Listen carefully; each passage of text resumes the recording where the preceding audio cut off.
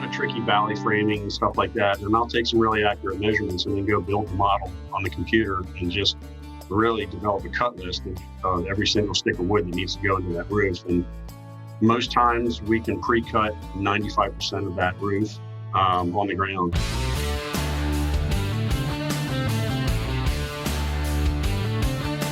Welcome to the Fine Homebuilding Pro Talk Podcast, a regular discussion with building industry professionals. This is Senior Editor Patrick McComb. Today I'm joined by Remodeler, Fine Homebuilding contributor, JLC Live presenter, and Russian motorcycle rider Mike Patterson. We're going to have to talk more about that later, right, man? Sure. It's really nice to have you on the show. We've known each other for years. Going back to JLC Live in the aughts. That through Andy, I believe. Yeah.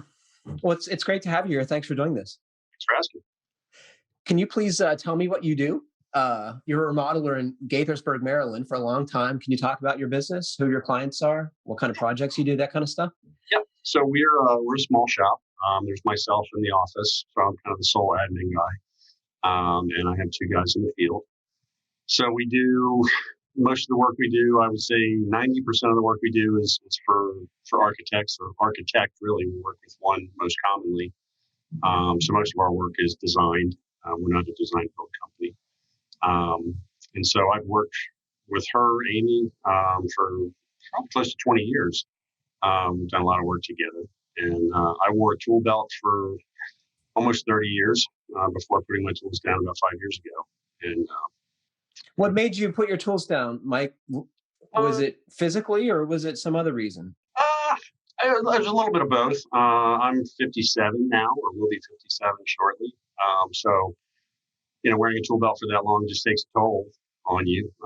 Bad knees, bad back, bad neck, bad everything. And but also it just sort of it got to a point where I was kind of limited in what I could do. I had some employees in years prior. And then after the crash, I worked by myself for almost 10 years, I guess.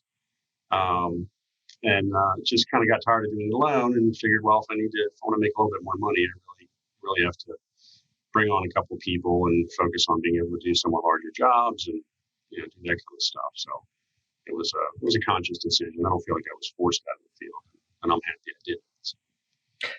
I described you as a remodeler. First off, do you build new homes and what kind of typical remodeling projects are we talking about? So no, I do not build new homes. I'm here, that's a separate license, which I don't hold. And there's not really much demand for my services for that. But most of the remodeling projects we do are, generally speaking, additions, whole house remodels, pop top sorts of projects. So average project size is probably around 200 to 250. We do some that are larger and smaller ones like kitchens or finishing a basement or doing the screen porch, that kind of stuff. We should tell folks that you're close to the DC metro area, so there are folks with money in the neighborhood, I presume. Yeah, in fact, where I live and where I work are two very different places. So I live about 20 miles from where I do most of my work. And much as I'd love to work where I live, nobody wants to spend that kind of money. And so people do. And I commute, and I can't afford to live where I work. so I just do that commute. And I've been doing it for years and years and years. So I'm just used to it. Are your folks, professional people, I presume? Do they work for the government? Is it a mix? Yeah, almost all of them are professionals to one degree or another. Plenty of them work for the federal government.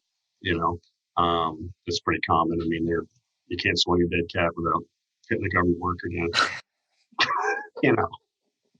It's common, but they're nice. There's kind of with the projects we do, there's sort of a sweet spot because they're people that are not so obscenely wealthy that they just have money to burn, but they've got enough money to do some nice things and enough ability to appreciate those things being done for them. So it's kind of a sweet spot for me. How do you screen people like to find folks in that, they're okay, they're doing okay, but they're not jerks? I think that's a good niche, right? Yeah. Well, so probably the best part about working with this one architect, Amy, that I work with, is a lot of my clients really come to me pre-qualified. So if you have enough money to hire an architect to do some work for you, you've already kind of crossed that first bar of having the financial wherewithal to do the job. And so she's got a pretty good spidey sense of pathologies and personalities. So if she comes to me and says, "Hey, I have this client, I have this job I want to do," if they passed her sniff test, most times they pass mine. There's been a few times where that hasn't been true, but generally speaking, it works pretty well. That seems like a pretty great relationship. Yes. You often present at JLC Live about the scheduling aspect of running a remodeling company. That's an area where many folks fall down, right? Why do you think contractors have problem with schedule? And I'm guessing that the answers you give me today are probably different than the ones you would have given me 18 months ago. Well, I mean, the obvious part of that would be what COVID has done to supply chains and that kind of stuff, which is affecting us, not as severely, I think, as it's affecting others. But you still have to, as long as you have enough lead time with getting the job out of the ground. A cabinet order might have been a 5-week lead time, and it's now 12. You can account for that and order the cabinets as soon as you sign the contract instead of it's waiting. Yeah, exactly. But as far as scheduling in general, I don't know that contractors necessarily have a hard time scheduling per se, because I think if you've been a contractor for long enough, you pretty much know how a job is supposed to go, right? This follows that, and you can't do certain things until you get certain other things done. And so, every job is going to end at some point.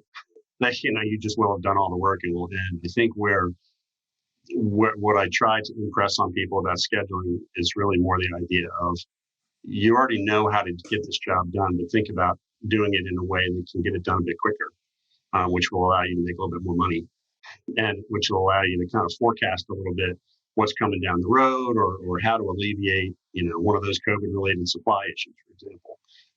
If you know that's coming 6 weeks out, you can do something about it. And if you know it's coming 3 days out, you really can't. So I think that's really something that's worth committing to the discipline of doing. Can I ask, was there some life's lesson associated with this revelation? Like, what happened? Well, so we might talk about this a little bit later, but so early in my career in construction, I worked as an assistant superintendent or finish superintendent for a large home builder, and one of the projects that the last one I was on before I left him was a condo project, and there were like 300 units that were going to be built and delivered on this, and this was all before the days of Microsoft Project and everything. So we had to know at a moment's notice where each of those places was going to be in the critical path at any given time. So, if my boss walked in and said, "What's happening with lot 187 in 3 months?" I needed to be able to look at my big chart and tell him, or I'd have my head handed to me. If I didn't, and so it had to happen on that date. It was not a matter of, can I come in next Tuesday? Absolutely not. Okay, so, pretty early on in my career, that was impressed on me as being important. And so when I actually went into business, I don't know, it was probably 7 or 8 years at that point. After that, that was one of the first things that I really committed to. So I think I bought a license of Microsoft Project, which back in mid 90s was like $500 for it. It was worth it. It allowed me to do what I needed to do. So it just was kind of imprinted through trauma on me that it was necessary to do. And so I pretty much. There's tons of money at stake on a big project like that, right? It has to get done. Yeah, absolutely. And even if you can shave a week or two off a project that would ordinarily end, you get a week or two overhead that you're saving if nothing else, and it allows you to get off and earn some money somewhere else. So I think you'd agree it builds goodwill with your client too, right? Who doesn't want to get done early? Yeah, in fact, that's one of the things that, when I talk to our clients about things, I tell them that I have a pretty good track record of, when I give you a schedule, if I say that we're going to be done in 6 months or 5 months or whatever, you can be pretty sure that that's going to happen. And if it doesn't happen, you'll know why. I'll tell you. But as far as the things that I can control, yeah, I generally have a pretty good track record of delivering. So that's helpful. So you mentioned you had a couple folks working for you. Can you talk about what their roles are in the company and who manages the day-to-day operations? Are you out there with a tool belt on, or you mentioned you weren't, but are you out there every day directing? Yeah, so I'm kind of a virtual lead carpenter in the sense that I do a lot of work on the computer and then bring that stuff down to the guys. But my guys, as I mentioned, they're not really full-on lead carpenters. I can't just throw them a set of blueprints and say build it. They need a little bit of hand holding and figuring stuff out. So I will occasionally wear my tools. If we have a really tricky bit of framing, roof framing or something coming up where that's something I have a lot of experience in, and it's just quicker if I go down and strap on my bags and help them. I'm going to interrupt you for a sec, if you don't mind. Do you like that, or would you rather be able to focus on running the business versus out there putting up rafters? I don't really mind it. I mean, sometimes it can be a welcome change of pace. I didn't get into this business because I like being in an office. Yeah. I started off wearing my tools, so sometimes it's fun to get out there and prove to myself I can still do it, and prove to my guys I can still do it. And, yeah, I mean, not that there's any ego involved at all. Perish the thought, but it's nice to be able to do that occasionally. And a lot of times I do a lot of work on the computer, like Sketchup modeling and stuff like that too, where it will prevent me from having to climb up there and do stuff. I can just print out some drawings and say, look, here's what you need to cut, and that helps things too. So in that sense, when I say I'm a virtual lead carpenter, I'm kind of doing all the things a lead carpenter does, just I'm framing from behind my desk and then taking that down to them. SketchUp is one of the other things you teach at JLC Live too, right? Yep. How did you learn to use that impossibly crazy program? So I first heard about it. I think I've been using it for, good God, I don't know, maybe like 2007, 6, something like that. It was a company, At Last Software, developed it. And I think I saw an ad for it somewhere, and they had like a free 30-day trial of it. And I downloaded it and started playing with it. And within a day, I was like, okay, well, I'll just take my money. Because this. You found it pretty intuitive. I have not found it to be intuitive at all. Yeah, I did. And I don't know whether I've had this discussion with people before. I think like some people have come up through the CAD avenue, like we're, learning CAD programs like AutoCAD and stuff like that. And if you come up through there, people I've talked to have said it's hard to come to grips with. If you come up, like I came up as a carpenter, and to me, it just was pretty intuitive. Like you're just drawing stuff.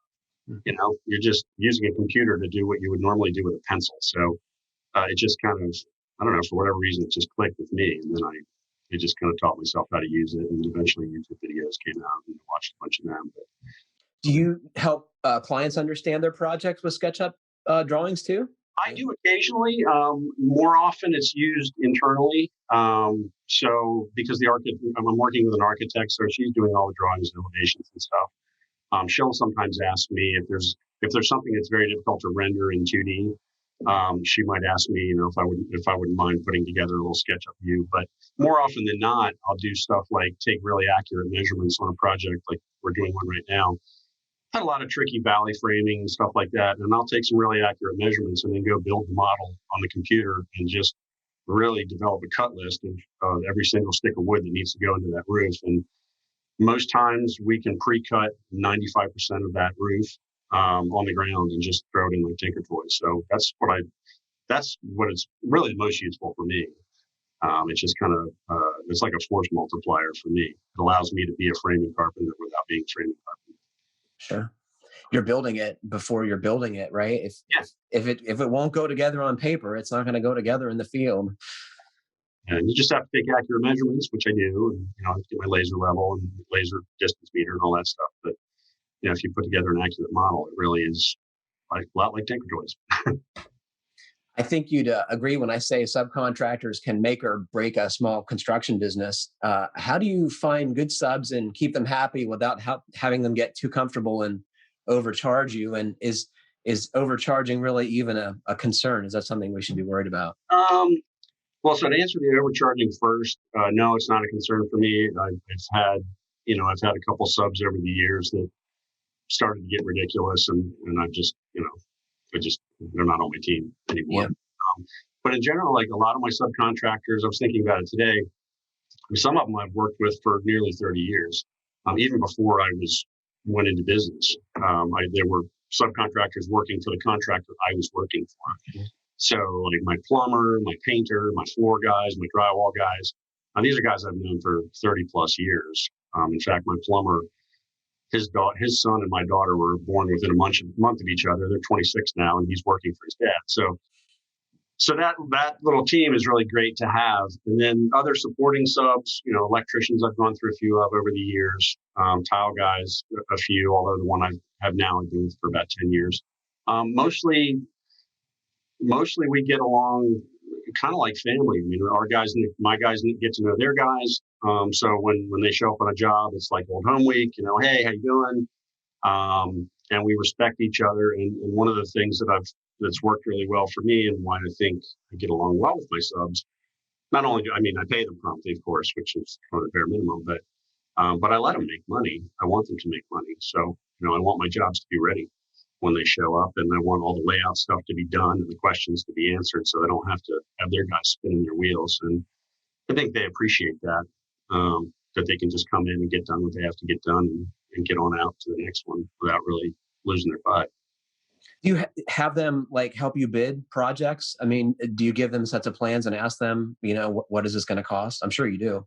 Depending on the sub. So, my drywall guy, it's really just like, hey, John, how much are 4x12s going for a square foot?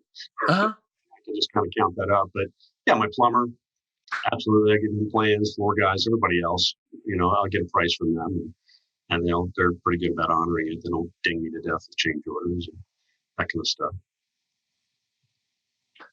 How should contractors be pre-qualifying clients, and how should potential clients vet their contractor? You mentioned that you have a great relationship with an architect. That seems like a good way. Are there other ways that you would say are good? Yeah, I would say, primarily, and this is like hard-won knowledge over years, but trust your gut for one. When you have that first meeting with them, pay close attention to how they treat each other. If it's a couple, if there's a lack of respect between two people in the couple, it's not going to get any better for you. Yeah. So pay attention to your gut. I don't typically do, funds verification requests and stuff like that to make sure that people have enough money to do the projects. That's only been an issue for me once in my career. But mostly just kind of evaluating the people and just trusting your spidey sense. If they rub me the wrong way now, they're going to rub me the wrong way really, really, really a lot in a few months. So, but sometimes, sometimes they hide the crazy until after the contract is signed, and then you just got to roll with it. Can you tell me about, so my follow-up question, as was so have you ever not paid attention to that little voice and not listened to your gut? How did it turn out? What happened? Not well. Yes, not well. Yeah, we had a project where, the signs in hindsight were crystal clear that this was somebody I didn't want to work for. And then once underway, this person, I'm not a clinician, so I can't really diagnose insanity, but this person, the wheels really just came right off, and it was dispiriting. It nearly drove me out of the business, not financially, but just because of the stress of having to deal with this person every day. And eventually, the best advice I've ever gotten was from my lawyer, who encouraged me to accept being screwed out of $7,000. And she said, just write it off and just free your mind up to do something else. So once I did that, all of a sudden the chains dropped off, and I could go and work for somebody else. But it was hard for a while. Yeah. You ever had to fire a client, and can you do that? Do you, you're a smart guy. Do you recommend people need to do that sometimes? Yeah, in my experience, I've never had to fire a client. I've had a couple pretty crappy clients, but, mostly you just kind of go out and just kiss the requisite amount of butt that you need to kiss, and just take it on. Get it over with, right? Just be done. Yeah. The only way out's forward. Backwards. So you just got to do it sometimes. But I poke at this with folks often, and it's To me, as a person of science, it sounds weird to say trust your intuition, but I hear it so often, and I believe it myself. And with regard to personalities, how, do you think that's science? What's going on there? I don't really know. I know that there's been a real change in how I view things as I've gotten older. And some of that comes from experience. Obviously, I've been doing this a long time. Yeah. But some of it comes too with the different dynamic that you have with your clients. So when I first went into business, most of my clients were older than I was. So the power dynamic there was very different. And now I'm the guy with white hair and grizzled face, and my clients are much younger. And all of a sudden, I have authority. And I can tell them what they're going to do and what I'm not going to do. And it gets much better received than when I was 30, and they were like, well, listen, young buck, that's, yeah, we're not working that way. So, yeah. You wrote you touched on it a little bit ago. You wrote a really interesting post for a Facebook book group we're both part of. And you talk about one of your early jobs in the construction business.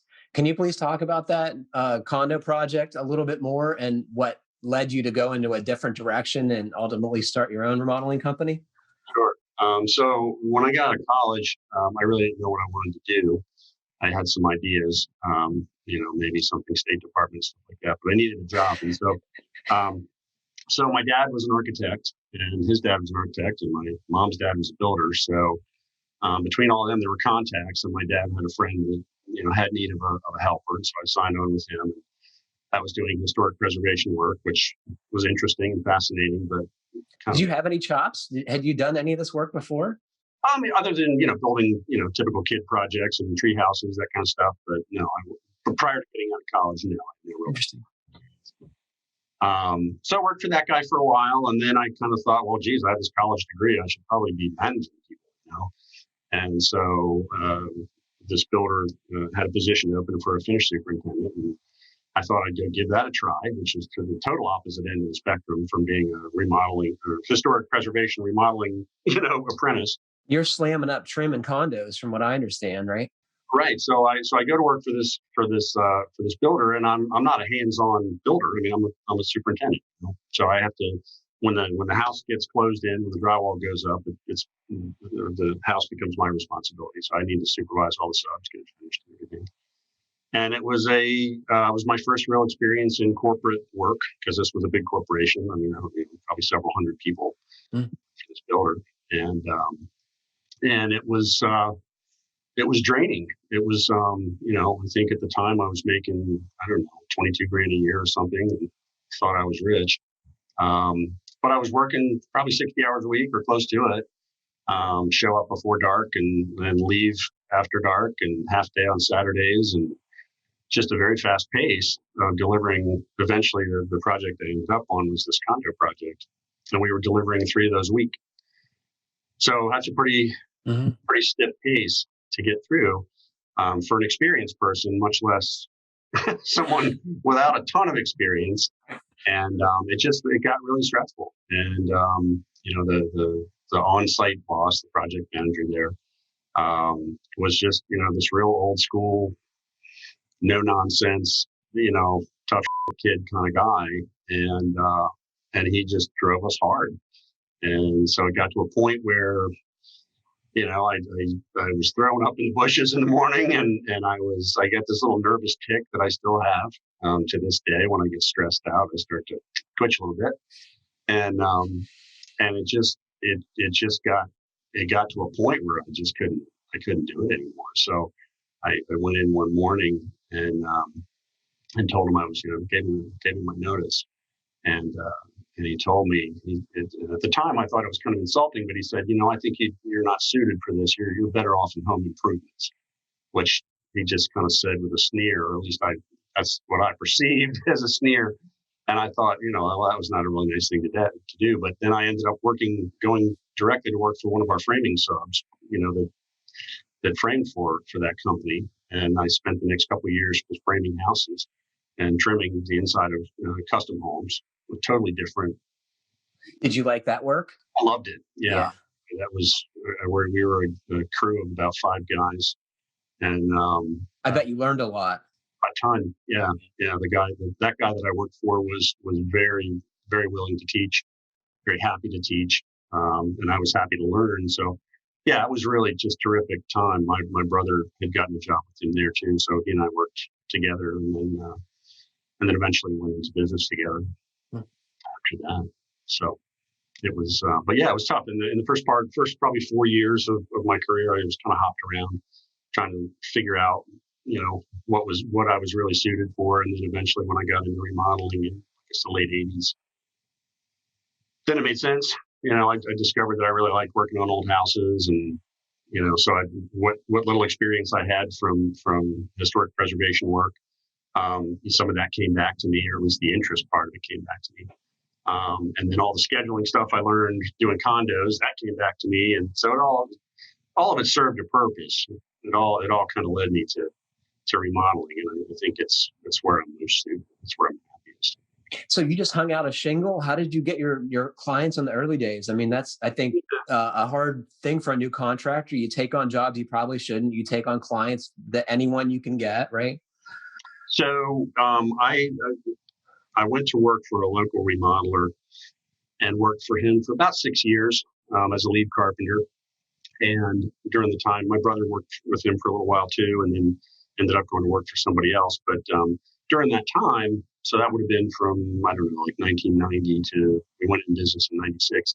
We were doing side work every weekend, my brother and I. So, he knew somebody that needed a basement finished or needed a deck built, or, I knew somebody that needed those things. And so pretty much every weekend and after work almost every day, we were off doing side work, which was good. I mean, that gave us a little bit of experience in, managing stuff and getting jobs and satisfying clients, right?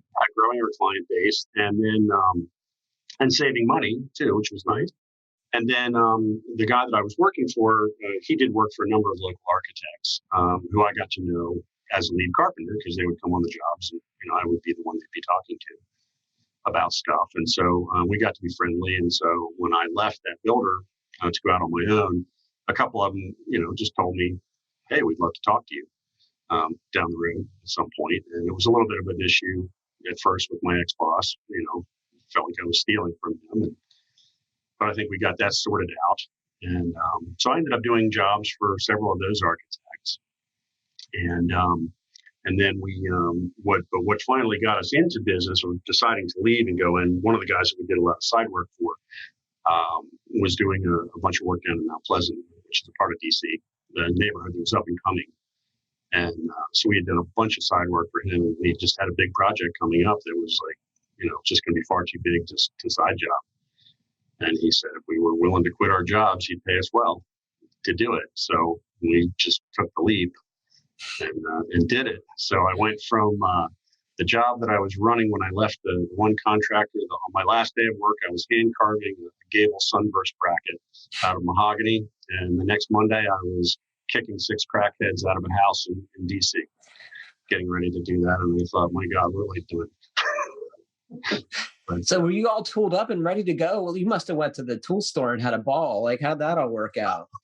I was pretty well tooled up as a lead carpenter. The guy I was working for really didn't provide much in the way of company tools. Uh-huh. So I had a ton of tools, and that's mostly what we spent our side job money on was tools. So it was pretty well kitted out to go. Obviously, we need to buy more stuff, but we were pretty well set. You always need to buy more stuff. I think you would agree with me there. Oh, yes. As I get new hobbies, I need new tools. Looking back on your career, anything you would have done differently? Anything you would have started sooner, considering what you've learned? Well, I probably would have wanted to get a business minor in college. Huh? Might be nice. Do you think that helps? Well, I can only affirm the negative. So not having one didn't help. And because when my brother and I went into business, we lasted about 6 years. So we went under right after September 11th happened.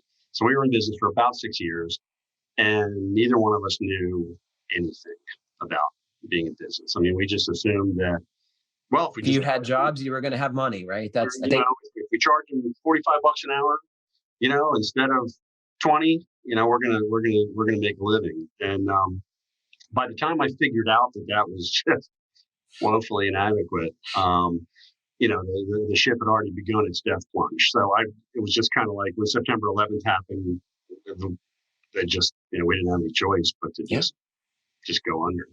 And so I worked for another guy for almost 2 years, I guess, before I went back out in 2003.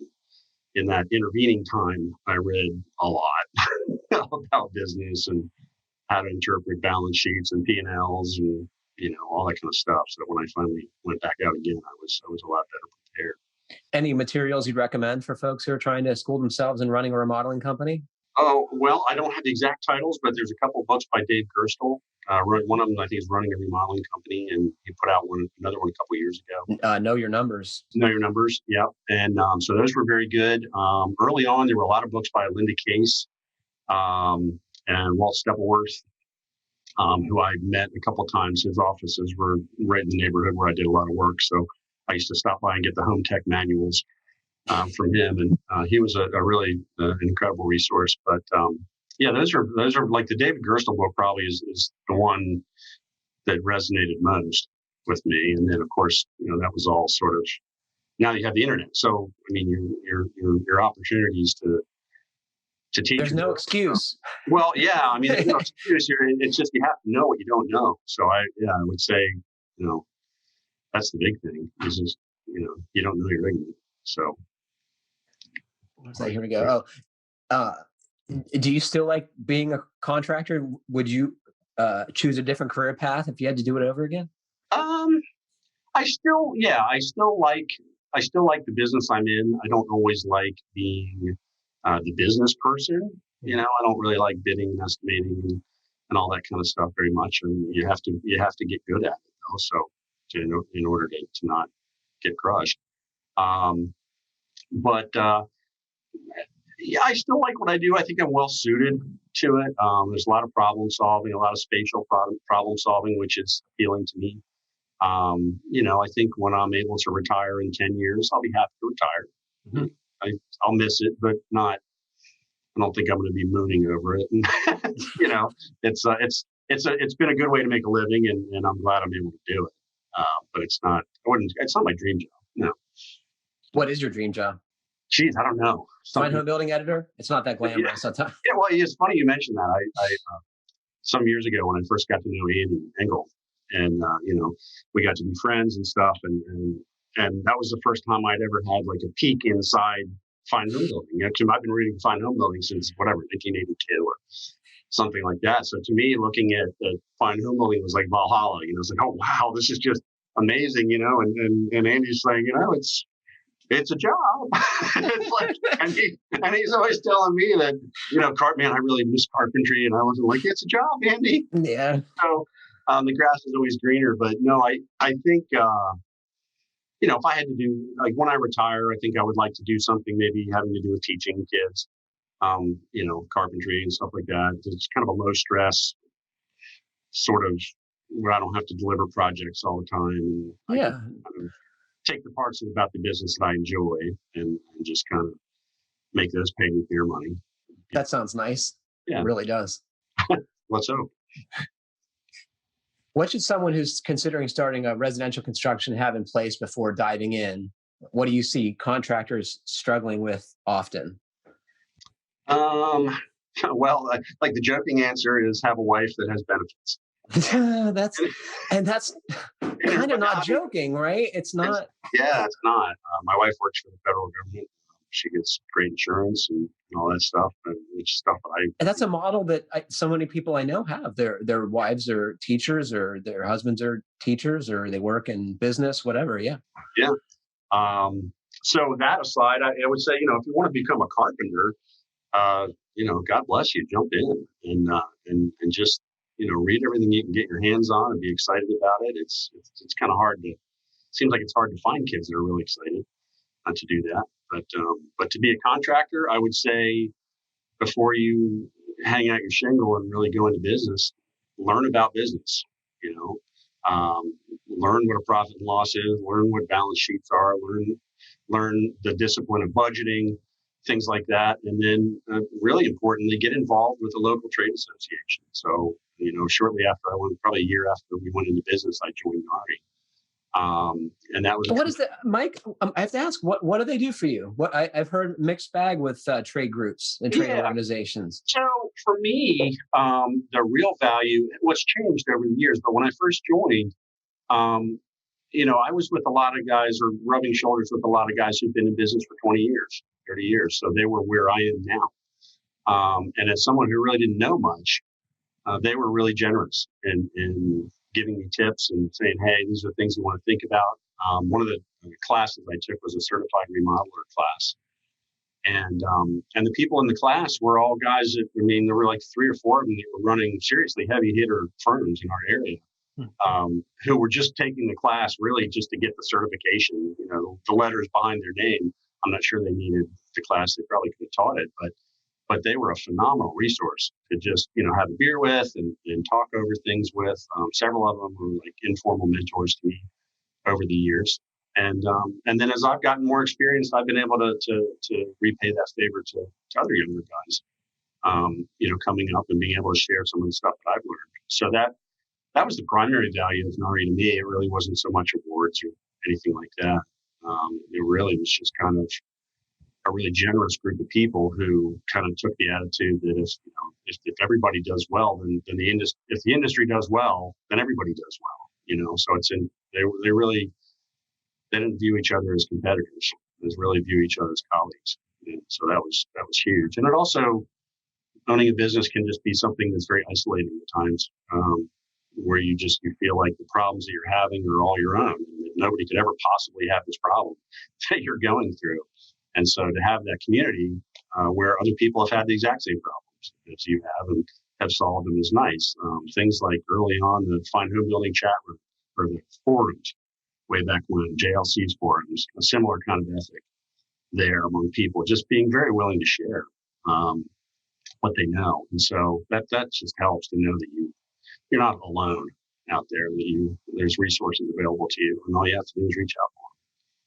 What I've observed of those chat rooms more recently is when I was first looking at them 20 some years ago, there was an element of younger tradespeople who were asking questions. Are you still seeing that in those groups? Are those folks are there still folks joining the trade work business?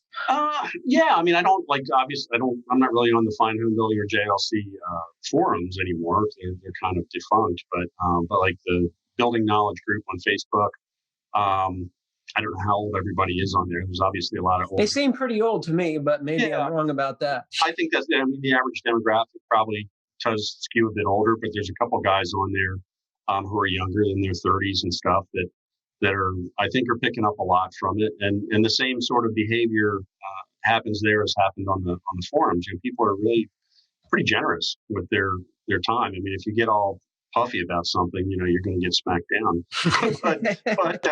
but if you go in with a little level of humility and just asking for help, it's there.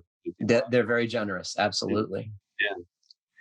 So can you tell me about your own house? Do you have any newer lingering problems that you're ignoring or not telling anyone about in the family? Not at all. My house is a complete masterpiece. No, I've done most everything I want to do to my house. I've got a couple bathrooms, hall bath and a half bath that could use a remodel. Right now, oddly enough, what I'm facing is I built a really nice deck on the back of my house 10 years ago. And all the pressure treated wood is not doing very well. I think it was in that sort of middle period before they kind of figured out the right formulas for, when they took the arsenic out and started putting new stuff in. And so it's not been weathering very well. And with the price of treated lumber these days, I'm absolutely unwilling to yank all that decking up. You're thinking of like putting that Rust-Oleum stuff on there like people do. Well, right now I have a couple areas where I have a deck chair over a spot. And they're like, why do you have a deck chair right there? I'm like, because you'll put your foot through the board if you walk there. So don't move the chair. So I think, maybe when lumber prices come down, I'll think about yanking all the decking up and redoing it. But what vintage is your house and what style is it? Can you describe it? Sure. Yeah, my house it's a late 70s production home by Winchester Homes. It's got aluminum siding, 1/8-inch thermoply sheeting. It's got 3/8-inch roof sheeting at 2 foot on center with no clips. It's got R11 insulation in it. And I mean, for all that, it's a delightful house. It's kind of a split, not a split foyer, but kind of 2 levels on one side and 1 level on the other. And we're very happy there. We've been there about 20 years, and it lives very well. It's not the best built house in the world, but it lives very well. Are you ever tempted to like do a deep energy retrofit or some other crazy thing to it? I would never get it done with that back in my neighborhood. Everybody wants, a flashy bathroom. They care less than, well, I can be impolite, but they don't care at all about energy refits. They just don't. Is that, I mean, like, do you care? I question the payback, is that something that you would think is cool? Well, I think I don't care that much about it. And I've had this discussion with a couple other people, like Ben Bogey, for example, or Dan Colbert, and those guys. I mean, they're all in. They're all in, totally. But I think that, so the kind of work that I'm doing, a lot of my work is on 80-year-old houses, 90-year-old houses, and we're doing an addition on one end of it. I mean, I can turn that thing into a thermos, but it doesn't matter because the rest of the house is, it's like 18 air changes an hour or whatever it is. It really doesn't matter. So I'm just not, it's not something that floats my boat enthusiasm wise. I just, I'm happier making shavings and sawdust than I am dealing with insulation. But my clients don't really seem particularly interested in it either. I mean, they want what they want. And, if there's an energy efficient way to do something, I'm happy to do it and tell them about it. And, see if they want. We live in a pretty good climate, I would describe it. So that stuff matters less. I mean, it's hot and humid in the summer. But geographical climate or political climate? Well, that's a whole other argument. We don't have brutal winters, and the summers are kind of nasty. So you're really dealing more with heating climate or a cooling climate than a heating climate. But a lot of humidity, right? Yes, very much so.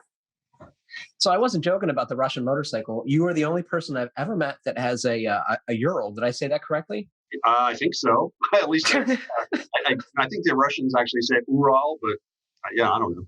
Everybody I know calls them Urals. So it's a sidecar. It's freaking awesome.